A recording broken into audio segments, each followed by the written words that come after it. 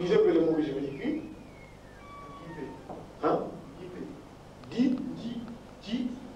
DIP, voilà. Je vais écrire DIP. Vous allez me dire, par exemple, P est de quelle position? P est la position de son. Position, son très bien. Il est de quelle famille? Il est de quel degré? 45 degrés. Très bien. Et dit? Dit la famille Bambunungu. Non, oui. De la position K, position Kenge. Très bien. Évidemment, l'angle de 0 degré. Oui, très bien. Vous pouvez rentrer. Donc voilà. Hein, donc de plus loin, pour essayer un peu d'étudier comment on peut écrire correctement nos langues, je me suis rendu compte que maintenant on peut bien écrire nos langues. C'est-à-dire, même les étrangers qui vont apprendre notre culture, ils ne pourront plus déformer nos langues. Par exemple, je vois les gens écrire Bago. Bago comme ça. Moi, j'ai dit dans mes conférences que j'ai animées à l'université de Kinshasa, la forte appréciation, c'était demandé par le ministre de la Culture. Je leur ai dit là-bas que vous, la façon dont on écrit des choses comme ça, par exemple, Guadolité, c'est pas normal. Même quand vous dites Chiluba, vous dites que vous écrivez Chiluba comme ça, vous ne pouvez pas transformer une langue, une écriture qui ne vous appartient pas. C'est un problème, ça. Puisque vous dites que oh non, mais nous écrivons Chiluba comme ça. On peut mettre Chibango comme ça. Moi je dis non, parce que tu ne diras jamais à un petit français de prononcer comme toi tu le prononces. Parce que si tu demandes à un français de vous dire Chiluba, c'est pour dire que ce n'est pas votre langue, ce n'est pas votre écriture, pardon. Cherchons notre propre écriture. Voilà notre écriture. Ici, je leur ai dit ceci. Le fait de mettre un G ici, même ceux qui écrivent Poka comme ça, j'ai trouvé ça dans les Sango, il y en a beaucoup de sons comme ça, de groupes consonantiques comme ça. J'ai dit, cette lettre-là, en écriture mandobo ou dans nos langues, ce n'est même pas une lettre, c'est une occlusion. Et vous ne pouvez pas présenter ça par une lettre. J'ai dit, j'ai fait de la recherche de la manière suivante. Par exemple, quand je bats. Je suis parti du point O, c'est-à-dire je suis parti pour former d'abord 9 pardon, et puis j'ai ajouté 5. C'est-à-dire je suis parti du point O et je suis sorti par là. Ça c'est la sortie, c'est là où j'ai ajouté la voyelle. Maintenant, lorsqu'il faut écrire par exemple ça, vous voulez par exemple écrire bas comme ça pour dire bas, j'ai dit mais ici ne mettez pas la lettre G comme ça. Vous bloquez par exemple l'entrée ici, cette partie-là. Hein, parce que là c'est l'entrée, là c'est la sortie. Maintenant vous bloquez cette entrée par un signe comme ça que nous appelons en écriture négro-africaine qui capte. Qui capte. C'est-à-dire vous bloquez l'entrée, vous montrez qu'à la gorge, il y a les sons changent. Au lieu de dire bas, ça devient bas.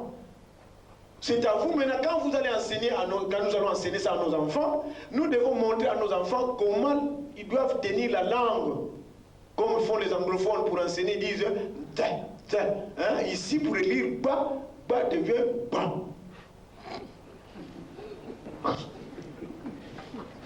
Il y a des langues qu'on n'arrive pas à écrire. Parce que dernièrement, j'avais reçu chez nous au bureau, il y a le journal Revue Noire. La Revue Noire qui était venue en tournée en Afrique, en passant au Congo. Ils ont entendu parler de l'écriture à l'ambassade de France, ils sont venus me voir. Il y avait 2 blancs, parce que j'ai même la copie du journal, parce qu'ils avaient parlé de l'écriture ici dans leur journal. Ils m'ont posé la question, quand ils sont arrivés, nous sommes venus visiter le centre d'écriture négro-africaine, c'est vous l'inventez, moi je dis c'est moi. Pourquoi vous avez inventé cette écriture? Je leur ai dit, c'est parce que le problème africain, c'est nous-mêmes qui devrons le résoudre. Nous avons des mots que nous n'arrivons pas à écrire avec votre écriture. Et puis, il y a Dieu aussi qui m'a révélé ça.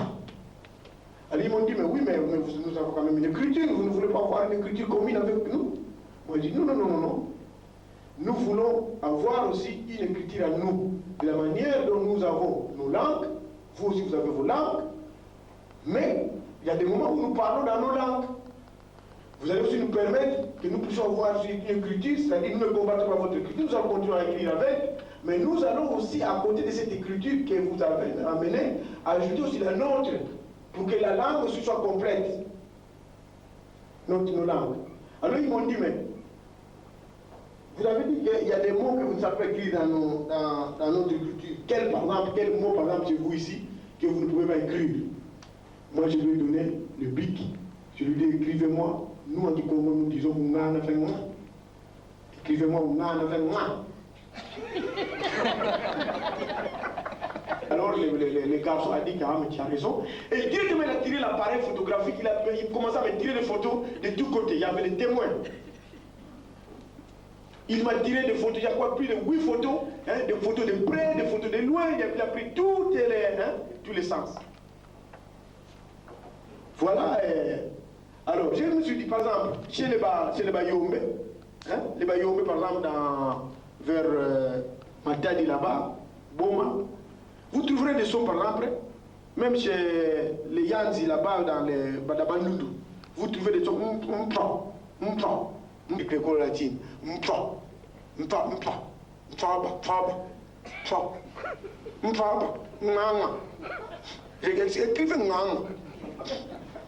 dit, oh, mais ça c'est. On ne peut pas écrire ça, moi je dis, mais c'est tout à fait normal. Alors, j'ai dit ceci, en écriture négro-africaine, quand on veut écrire Boba, on écrit d'abord la syllabe que nous avons trouvée, qui est dans cet environnement, qui est pas, et qui est po parlant. Ça c'est la syllabe po. Mais puisque po, hein, c'est un son qui vient de po, mais qui est un peu transformé, j'ai dit bon, là, en écriture mandome, vous bloquez, mais vous laissez un peu de l'espace. C'est-à-dire, vous montrez là-bas que c'est comme un pinet qui est troué, quand il y a crevaison de pinet, ça fait donc les sons fera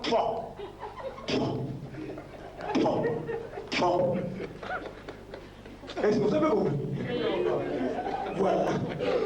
Donc, il y a aussi des sons chez nous qu'on n'arrive pas bien écrire avec l'écriture que nous avons. Par exemple, quand on dit en notre langue, je peux dire par exemple, Bella. Bella veut dire blâmer. Bella,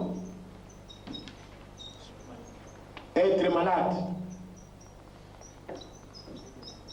Être malade.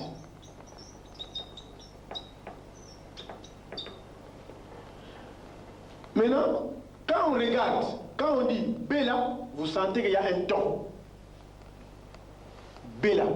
Mais Bella, il y a un dirème, il y a un prolongement. C'est-à-dire le son se prolonge un peu. Bella, Bella. Alors je me suis dit, mais non, mais pour écrire ça, nous pouvons bien maintenant, toute personne peut bien distinguer ça avec l'écriture maintenant. Même si vous n'êtes pas allé à l'université, vous ne savez pas comment mettre les accents, la phonétique, tu peux écrire maintenant cette écriture. Tu écris votre B, puis c'est B là, c'est être blâmé, là, vous bloquez là-bas, mais vous chassez votre voyelle là-bas. Vous voyez ici, la voyelle à partir du point d'en haut, il se prolonge directement. Bas. Mais là, il bloque d'abord, et puis il descend. Ça c'est B, donc veut dire ton. Et là, B là, il est là. Maintenant pour écrire B là, être malade, nous écrivons d'abord le B, mais nous mettons un point, une ligne brisée là-bas, qui montre seulement que les sons, vous devez les prolonger, qui dit Bella. Nous avons déjà enseigné plus de 100 000 personnes qui connaissent cette écriture au pays, en Congo-Brazza, en Angola, au Nigeria, au Bénin, tout le monde écrit de la même façon. Ils savent distinguer maintenant Bella et Bella. Mais l'avantage chez nous, avec cette écriture, on peut écrire aussi en ton, c'est-à-dire on peut manifester sa colère à travers la lettre. J'ai suivi une fois la radio France Inter, un journaliste, un auditeur avait posé la question au journaliste. Est-ce qu'on peut écrire le français en ton? Il avait répondu qu'on ne peut pas écrire le français en ton. Moi j'étais avec mon professeur de cette écriture qui est maintenant au Bénin. J'ai dit, vous avez suivi. On ne peut pas écrire le français en ton. Mais nous, avec notre écriture, nous écrivons déjà en ton. C'est-à-dire, tu peux exprimer ta colère ou ta pensée rien qu'à partir de la lettre. C'est-à-dire, quand quelqu'un, par exemple, t'a roulé, t'a trompé, tu peux écrire toute la lettre. Tu mets comme ça.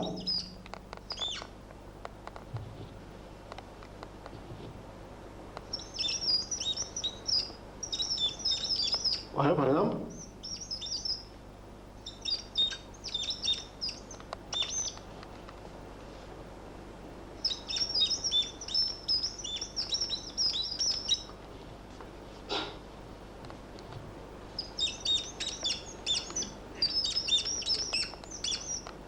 Voilà, par exemple.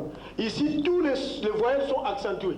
Donc, quand quelqu'un ouvre la lettre, ce qui a pris l'écriture mandom, il sait déjà que mon frère est fâché. Il m'a écrit une lettre en ton, qui veut dire Osalinganim. Vous voyez? Donc vous exprimez votre pensée à travers déjà la lettre. Voilà, ce n'est pas un cours, mais c'était seulement pour vous montrer comment nous avons découvert l'écriture négro-africaine. Je passe rapidement pour vous faire pour parler des implications du troisième volet de notre culture. Je vais m'aider, commencer à effacer là-bas.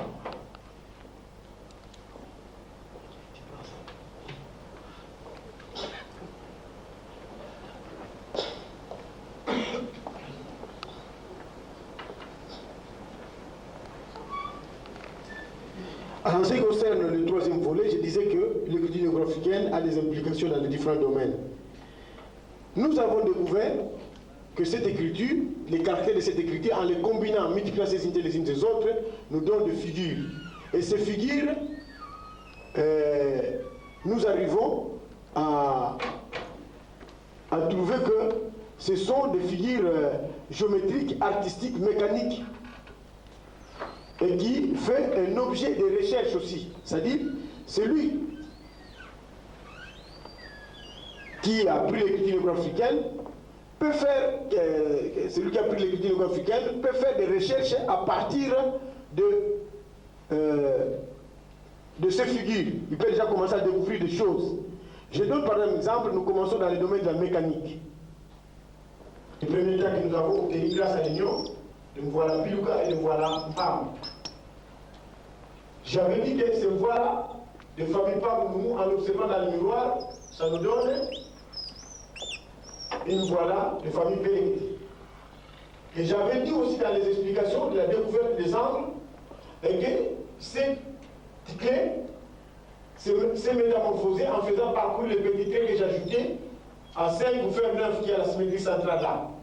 C'est ce qui nous a donné au deuxième temps cette clé. Au troisième temps, la clé ici. Au quatrième temps, la clé là. Cette clé, en regardant ça dans le miroir, nous avons, qu'est-ce que j'ai fait? Nous avons là dans le miroir, là dans le miroir. En faisant la sommation, maintenant, pour voir qu'est-ce que ça peut me donner dans la mécanique, chaque clé avec son revers, je prends la première clé. Je fais l'union avec son revers. Ici, j'ai commencé maintenant à faire encore des recherches pour étudier c'est quoi cette figure-là. En étudiant minutieusement cette figure, un certain jour, je me suis rendu compte que les rectangles là que nous avons à la partie supérieure, ce n'est qu'un piston.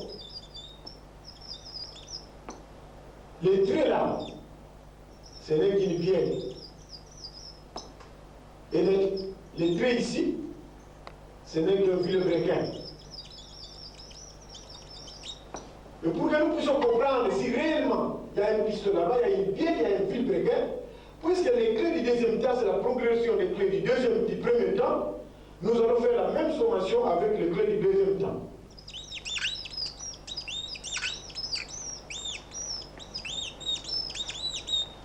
Voilà, on découvre que réellement il y a un piston qui est projeté vers le haut. C'est le deuxième temps dans le moteur. C'est-à-dire le piston qui était assis ici, il est chassé vers le haut. Et ce piston est rayé au fil brequet par une tige qu'on appelle la bielle dans le moteur. Voilà la bielle qui est là. Et le fil brequet qui a des encoches qui fait le mouvement cyclaire continu pour provoquer le mouvement alternatif va-et-vient au piston à travers la piston qui est la transmission du mouvement. En mécanique, on appelle ceci, premier temps, admission. Admission. Premier temps. C'est-à-dire là, le piston est assis au point bas après avoir aspiré de l'air frais. Et ici, en mécanique, on appelle ça la compression. La compression. C'est le deuxième temps du moteur. C'est-à-dire, deuxième temps du moteur, le piston monte en comprimant l'air qu'il avait aspiré au premier temps. Il fait la compression. Maintenant, avec les clés du troisième temps, en mécanique,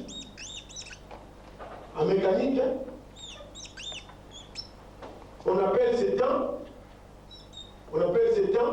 explosion, la détente. C'est-à-dire ici, même dans la mécanique, parce qu'ici nous avons dit que les deux petits traits avaient disparu. Même dans le moteur, pendant l'opération, les deux soupapes sont fermées. Il n'y a pas de sortie, il n'y a pas d'entrée de mélange gazé dans la chambre de combustion pendant ce temps ici. Et c'est pendant cette période que le carburateur envoie le mélange gazé dans la chambre de combustion. C'est pendant toute cette période que la bougie lance les étincelles. Et puis, puisqu'il y a mélange gazé, il y a brûlure maintenant avec les étincelles de la bougie, il y a brûlure de ces mélanges gazés. Et puisqu'il y a brûlure, il y a augmentation des volumes d'air dans la chambre de combustion, c'est que le piston ne peut plus supporter le poids du volume d'air et il est chassé vers le bas pour faire maintenant les quatrièmes temps. Donc c'est ça qu'on appelle la détente, je vous le dis.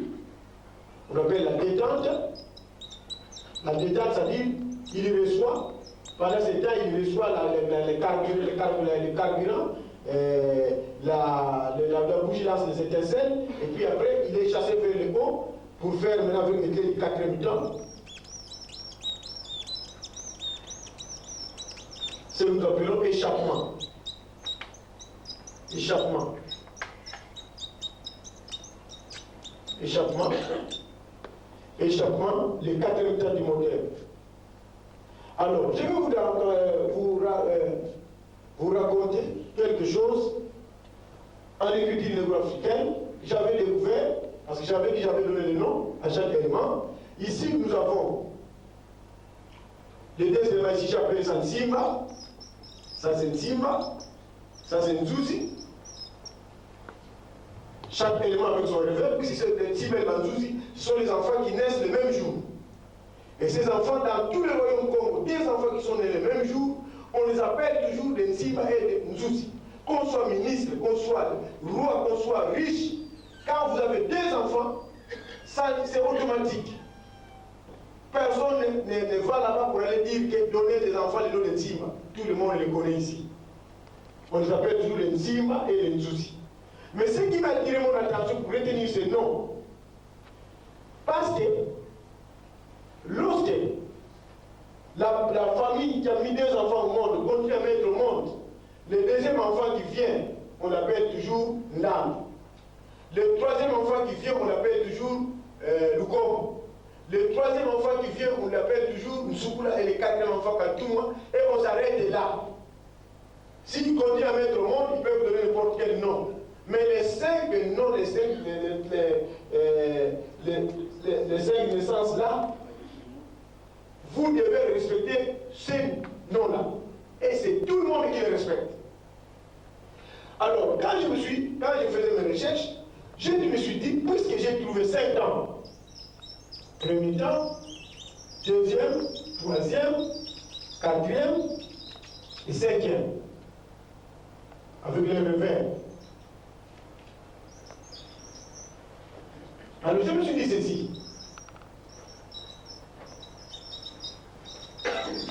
Voilà, je me suis dit ceci. Là c'est Sim. Là c'est Nzuzi. Là c'est Lugo. Là c'est l'âme. L'âme. Là c'est Lugo. Là c'est Tsukula. Oui, Tsukula. Et puis là, c'est Katumo. Il y a 7. Pour ce que j'ai trouvé 5 dans de l'écriture néo-africaine, j'ai dit, je prends le nom de la descendance des jumeaux pour représenter les signes de cette écriture. Si je viens de vous expliquer ça, parce que ce n'est pas un cours pour vous parler toujours de nomenclature des éléments, si je vous ai parlé de ça, c'est passé par rapport à ça. Il y a Théophile Obenga qui parlait de l'égyptologie, nous savons tous que la civilisation a commencé en Afrique, mais ces histoires, il y a des gens qui ne veulent pas reconnaître ça, il y avait la technique, les gens sont venus apprendre en Afrique, parce qu'il y a des églises qui disent, mais qu'est-ce que vous êtes, pourquoi vous êtes resté à ce niveau? Mais moi je trouve qu'ils avaient raison, que la science est partie de l'Afrique. Je trouve que dans ces mots, c'est un code que nos ancêtres avaient laissé.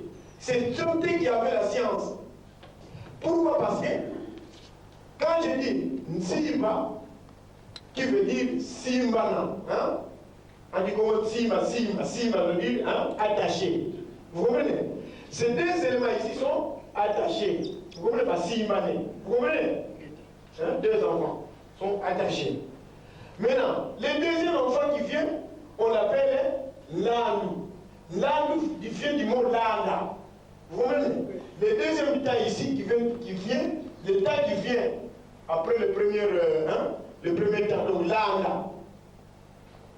Le troisième temps ici qu'on appelle détente, explosion, ici je vois le Congo. Oh, dans la détente, la chambre de conviction balai. Hein? Enfin, il y a le balayement, donc on balaye, on fait le balayage. Il y a le piston qui envoie le mélange gazé, il y a la bougie qui lance les étincelles, et il y a l'air qui est dans l'intérieur, il y a un mélange, c'est-à-dire, et puis il y a brûlure. Vous comprenez? Donc, le Congo. Donc quand on balaye la maison, il y a plusieurs saletés. Vous comprenez? La bougie, l'air, tout ça, donc c'est un mélange. Donc, alors quand on passe une Soukoula, 4e temps, c'est le temps qui monte pour chasser. Donc Soukoula veut dire balayer, laver, chasser. Donc Soukoula, en Guigon on dit ça, Soukoula, donc 4e temps. Donc Soukoula on dit échappement. Échappement donc chasser, les tout dehors. Et quand on voit le 5e temps, ici je disais qu'au 5e temps, il n'y a pas le 5e temps. Dans le moteur, on s'arrête toujours au 4e, il se limite au 4e temps. Même dans l'écriture néo-africaine, quand je lisais, quand j'écrivais mes consonnes, mes syllabes, j'avais dit que le 5e temps, nous avons supprimé ça parce qu'on ne saura pas différencier pendant qu'on écrit les deux traits ici.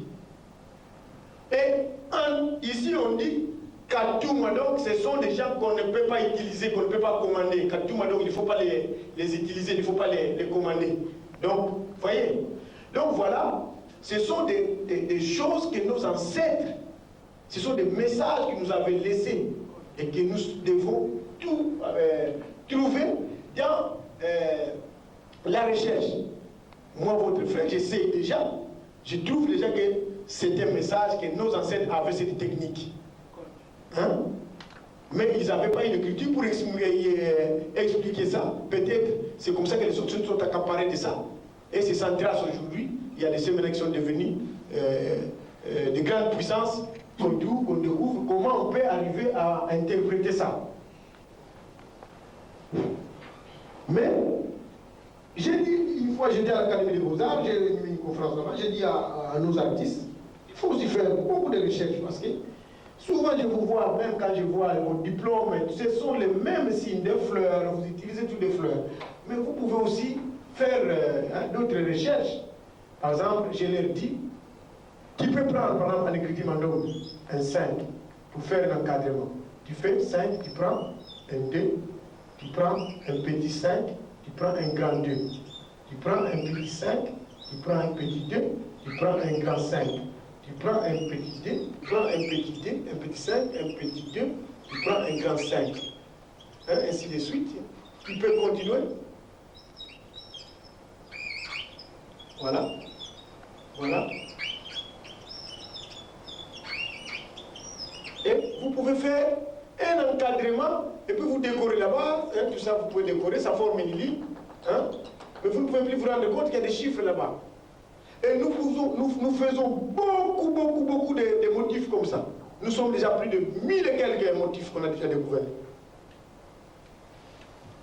C'est un cours de 24 séances, c'est-à-dire comment transformer les éléments de l'écriture en motifs décoratifs.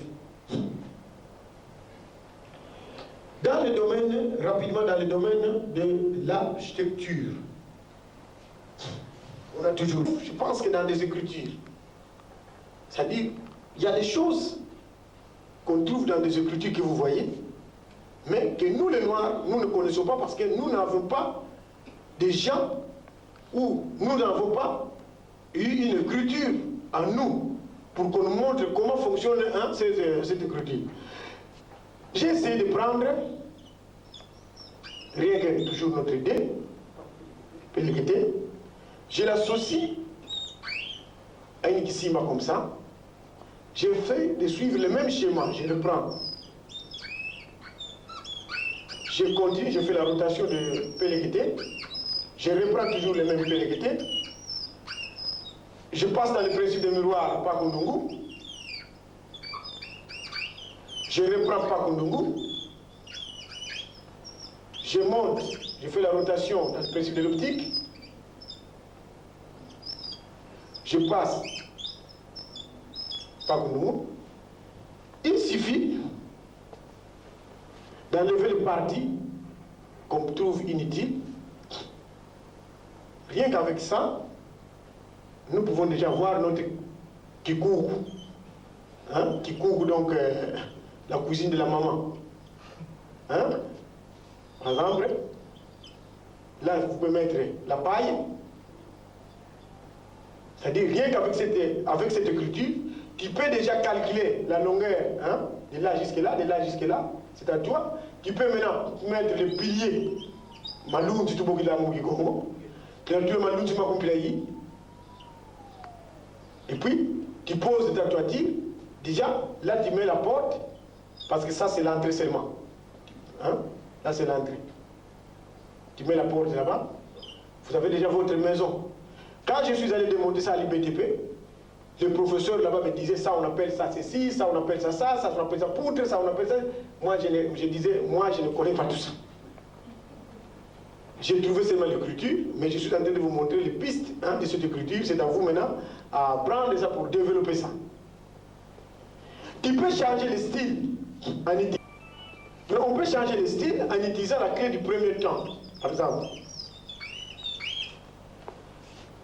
qui est la syllabe K. Tu peux faire ceci. Tu l'associes à une voile à pamba, tu montes, tu passes dans le principe des miroirs, une voile à pamba, tu montes avec une voile à pamba, tu prends une voile à pipita, voilà, tu enlèves les parties inutiles qui ne peuvent rien servir, toujours. Tu as un deuxième style, à deux toitures. Là, il y a une petite toiture. Et là, si les toitures, tu peux mettre des tôles là-bas. Là aussi. Là aussi. Vous voyez? Vous avez votre maison. Là, tu peux enlever ça. Tu mets la porte là. Vous voyez? Nous avons un style de deux toitures. Ainsi de suite, tu peux continuer, il y en a plusieurs parce que pour raison de temps, ce n'est pas un cours comme je dis, c'est pour seulement vous montrer comment je suis en train de faire dans le domaine des statistiques, la mathématique, nous avons parlé par exemple, dans le petit mandome, il y a les mesures, les voiles, Par exemple, ici vous avez un voile de mesure carré, parce que quand j'ajoute un petit trait là-bas, cette partie-là devient un carré. Même si j'ajoute la partie supérieure, la partie-là devient un carré. Donc c'est un voile de mesure carré, mais je peux aussi avoir un voile de mesure rectangle. Quand j'ajoute là-bas, cette partie devient un rectangle. De même, je peux avoir un voile de mesure mixte. Ça devient un carré, la partie inférieure, un rectangle. Les mêmes mesures ici, mesures carré, rectangle, peuvent être projetées, utilisées dans les mesures d'un voile en pipita, par exemple. C'est-à-dire, je prends par exemple une voile en pipita, de mesure carré, une voile en pipita, de mesure rectangle, et une voile en pipita, de mesure mixte. Vous voyez? Les parties extrêmes, rectangle, les parties centrales, carré. Maintenant, qu'est-ce que je fais? Je me suis dit ceci. Si par exemple je prends la mesure carré ici,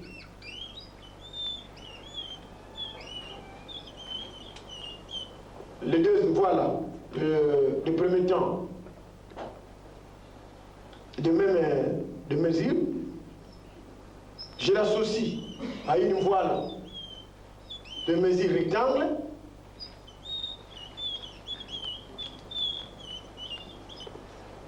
je l'associe à une voile de mesure mixte,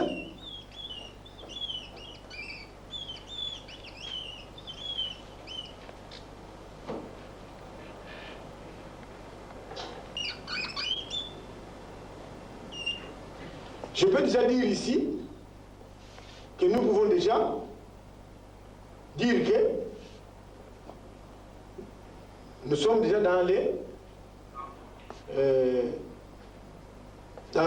disons, histogrammes, où on peut parler par exemple de la population du Bas-Congo, la population de Katanga et la population par exemple du Bandundu. Mais nous pouvons varier, c'est-à-dire rien qu'à partir de ce carré-là, nous pouvons aussi jouer, c'est-à-dire je peux faire par exemple, je change par exemple de forme dans une autre vision.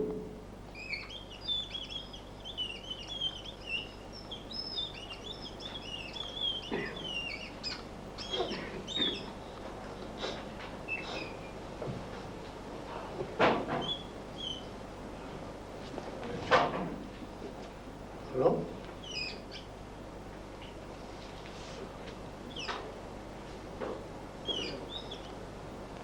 Voilà.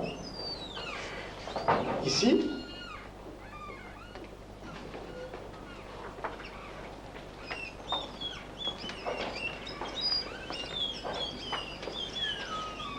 voilà. Ici, je peux dire, dans la portion du Bas-Congo, par exemple, je peux dire, les hommes la population des hommes est inférieure par rapport à la population des femmes.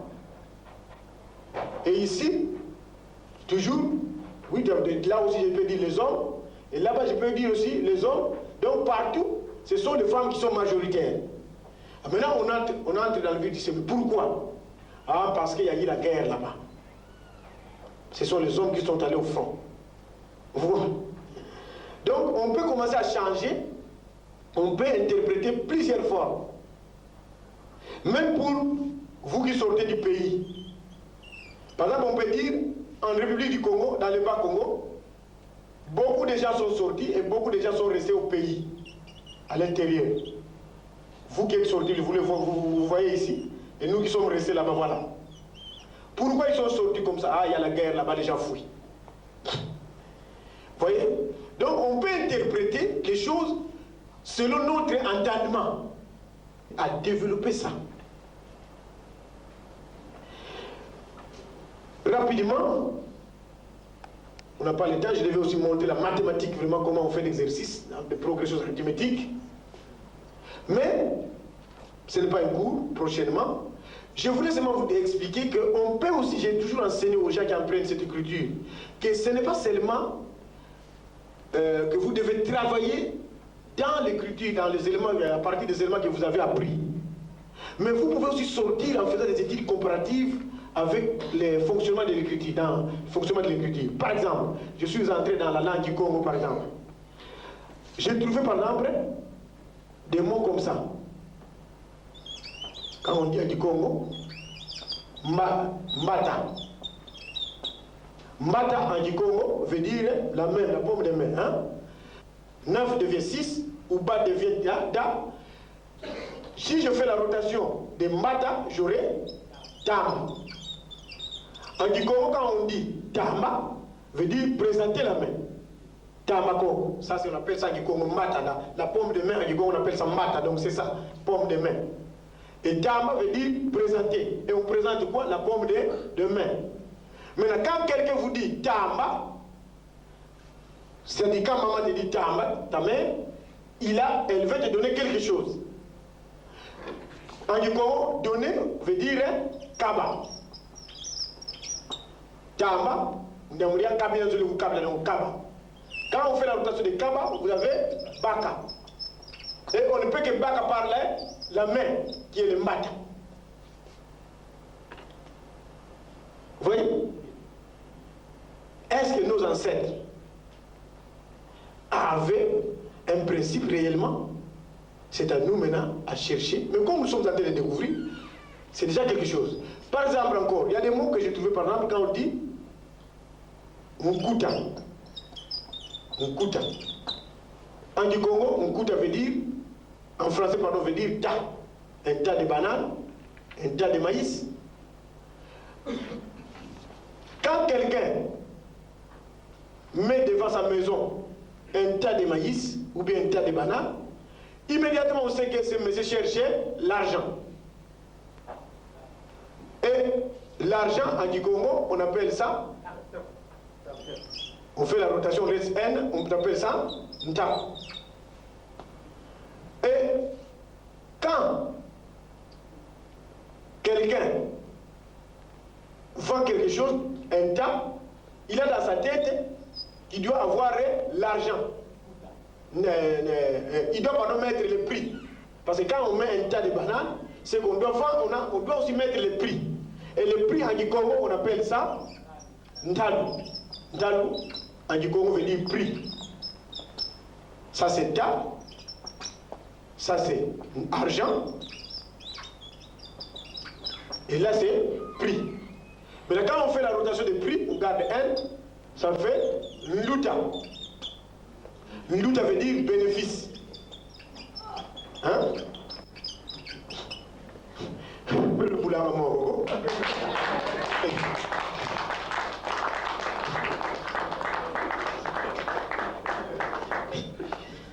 Voyez? Et j'ai découvert beaucoup de mots comme ça. En Congo, quand on dit par exemple Mpaku, hein? Quand on dit Mpaku, Mpaku c'est un pot, non? Mais l'État, qu'est-ce qu'il fait? Il récolte, non? L'argent. En faisant la rotation, ça fait Kumpa. Donc c'est la récolte. Vous voyez? Hein? Kumpa, donc on est en train de faire la récolte. Ceux qui décortiquent les rêves, ce sont eux qui arrivent à mettre les choses en application. Donc, moi, je suis en quelque sorte comme votre machine qui va recevoir les choses, hein, et je vous le remettrai toujours pour que vous puissiez développer ça, finaliser ça à un haut niveau scientifique. Pour terminer, l'écriture négro-africaine pour les frères qui peuvent poser des questions de savoir pourquoi encore une écriture. L'écriture négro-africaine, j'avais dit, ne fait du tort, ne dérange personne. Ça ne combat pas les écritures existantes. C'est un enrichissement pour nous les Noirs. Nous voulons l'apprendre, la connaître, pour exprimer nos pensées de plusieurs manières. Comme quelqu'un qui connaît plusieurs langues peut exprimer sa pensée de plusieurs manières à travers les langues qu'il connaît. Pour vous les Noirs, qui trouvent que vous ne pouvez pas l'apprendre, parce que vous n'avez plus le temps d'apprendre une autre culture, je vous conseillerais peut-être de pouvoir l'apprendre, ne fût-ce que pour faire des recherches dans les différents domaines. un seul doigt ne, hein, un seul doigt ne peut pas laver la figure. Voilà ma petite contribution à l'édifice culturel dont nous sommes tous légataires. Et je termine comme ça, au nom du Père, du Fils et du Saint-Esprit. Amen.